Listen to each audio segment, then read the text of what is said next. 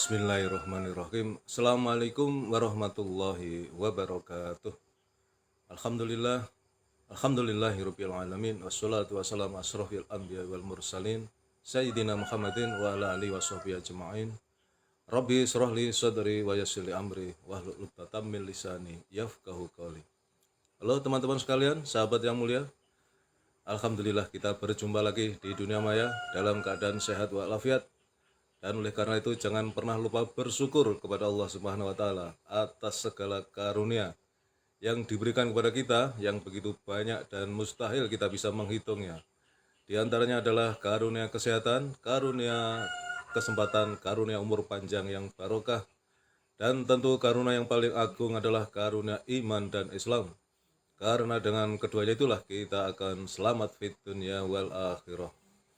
Sholawat serta salam semoga senantiasa terlimpahkan kepada uswatun hasanah kita, baginda Rasulullah Muhammad sallallahu alaihi wasallam beserta keluarganya, para sahabatnya, dan semua pengikutnya termasuk kita yang mengharapkan syafaat beliau kelak di yaumil qiyamah.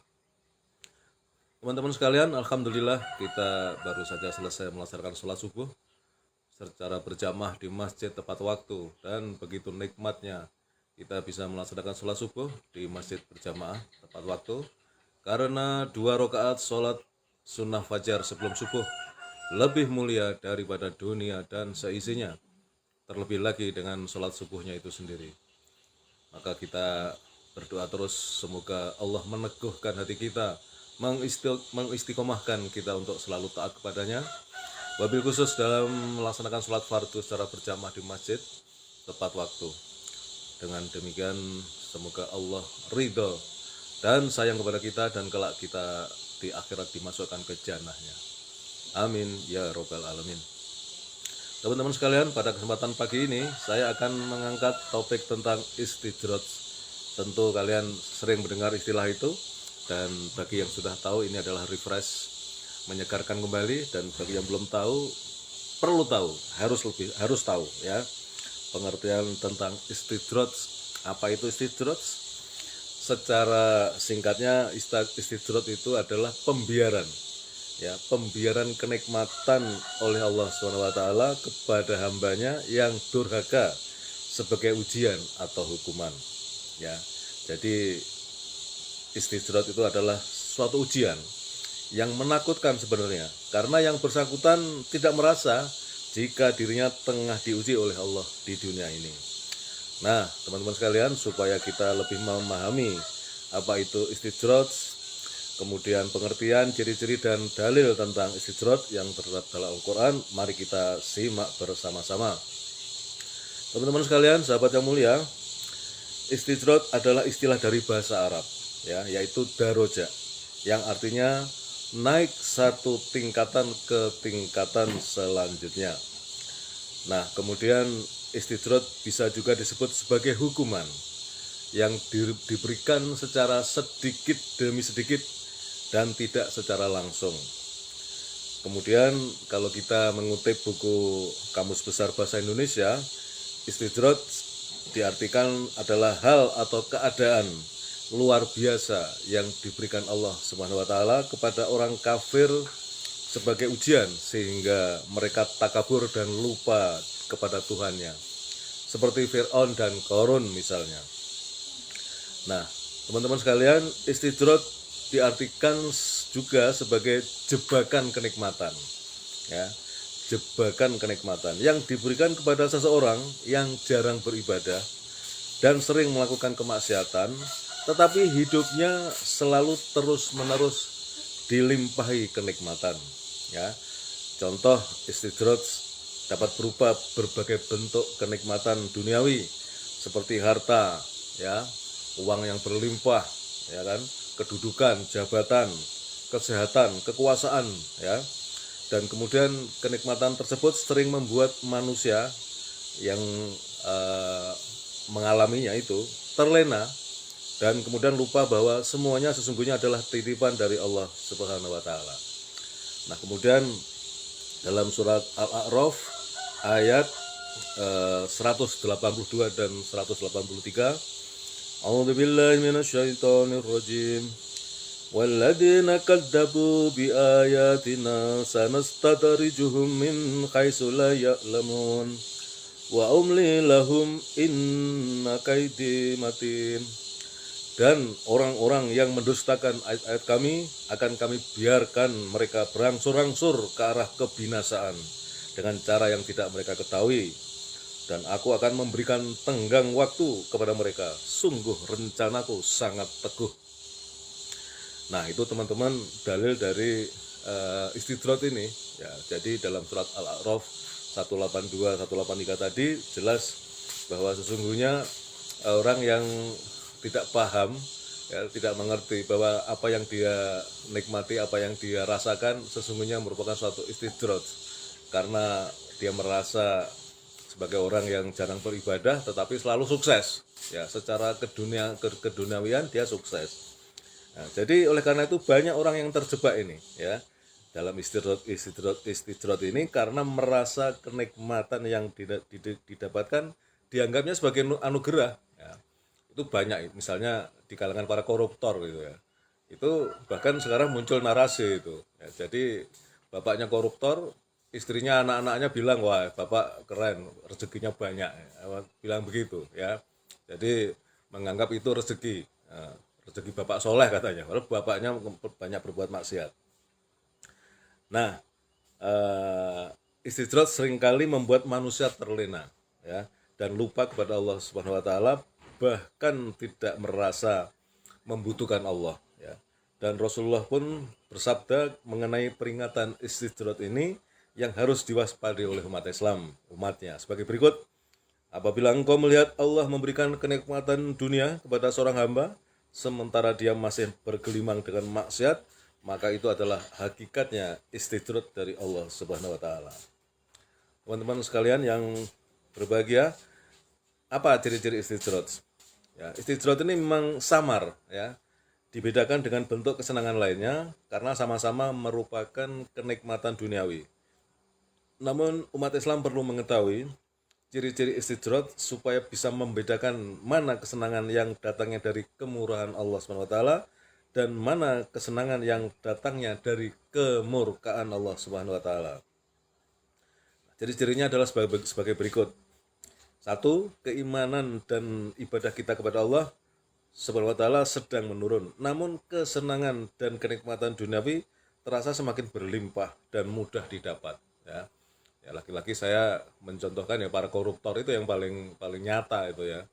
Mereka merasa apa namanya dapat rezeki banyak dengan korupsi yang dia lakukan, ya, padahal dia tidak pernah beribadah, ya. Nah, kemudian apabila kita menyaksikan pemberian Allah Subhanahu wa taala dari materi dunia atas perbuatan dosa menurut kehendaknya, maka sesungguhnya itu adalah uluran waktu dan penangguhan tempo belaka berupa istidrat. Kemudian yang kedua, terus melakukan kemaksiatan tetapi kesenangan dan kesuksesan justru semakin melimpah, ya.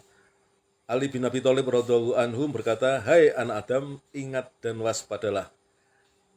Bila kau melihat Robmu terus-menerus melimpahkan nikmat atas dirimu, sementara engkau terus-menerus melakukan maksiat kepadanya." Ya, ini dari buku Mutiara Nazul Balaghah halaman 121. Kemudian yang ketiga, semakin kikir, justru harta semakin melimpah. Ya, ini banyak ini ya. Orang yang pelit, orang yang medit itu malah terus kaya gitu. Celakalah bagi setiap pengumpat lagi pencela yang mengumpulkan harta dan menghitung-hitung harta, lalu dia mengira bahwa hartanya itu dapat mengekalkannya. Surat Al-Humazah ayat 1-3. Ayat di atas menjelaskan tentang orang yang kikir dan terus setiap hari kerjaannya menghitung-hitung hartanya. Ia mengira bahwa hartanya itu, yang ditumpuknya itu, akan mengukuhkan posisi dan kekuasaannya di muka bumi ini. Nah, ini di era sekarang ini sangat terlihat sekali ya,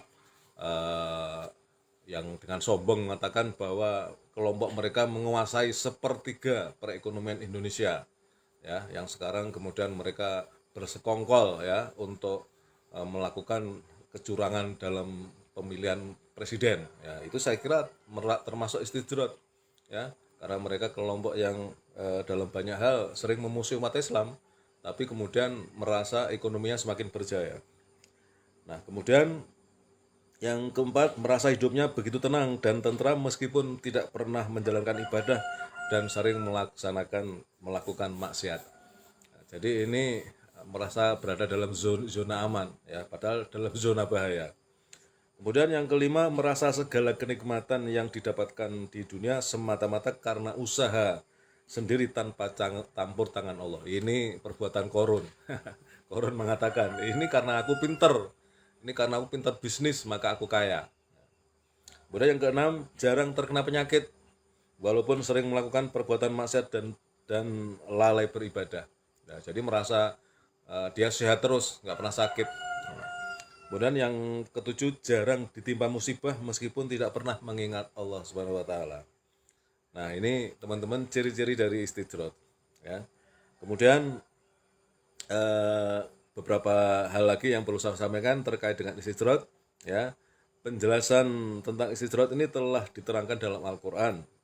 Nah, salah satunya dalam surat Al-An'am ayat 44 yang artinya, maka tatkala mereka melupakan peringatan yang telah diberikan kepada mereka, kami pun membukakan semua pintu-pintu kesenangan untuk mereka, sehingga apabila mereka bergembira dengan apa yang telah diberikan kepada mereka, kami seksa mereka dengan sekonyong-konyong.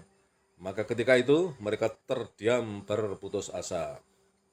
Kemudian dalam surat Al-Imran ayat 178, dan jangan sekali-kali orang-orang kafir itu mengira bahwa tenggang waktu yang kami berikan kepada mereka lebih baik baginya. Sesungguhnya tenggang waktu yang kami berikan kepada mereka hanyalah agar dosa semakin bertambah dan mereka akan mendapat azab yang menghinakan.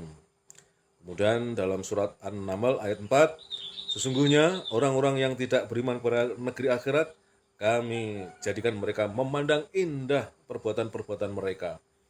Maka kemudian mereka bergelimang dalam kesesatan. Ya, kembali lagi para koruptor itu ya. Para koruptor itu, para maling-maling duit rakyat itu, ya, itu merasa atau perbuatan mereka itu sah-sah saja, baik-baik saja. Mereka memandang indah perbuatan yang sesungguhnya perbuatan yang sangat dilarang oleh Allah. Jadi sekali lagi teman-teman, istidrat adalah bentuk hukuman yang bukan berasal dari kenikmatan atas rahmat Allah. Ya, jadi oleh karena itu kita harus selalu bersyukur atas segala nikmat dan meminta perlindungan dari istidrat.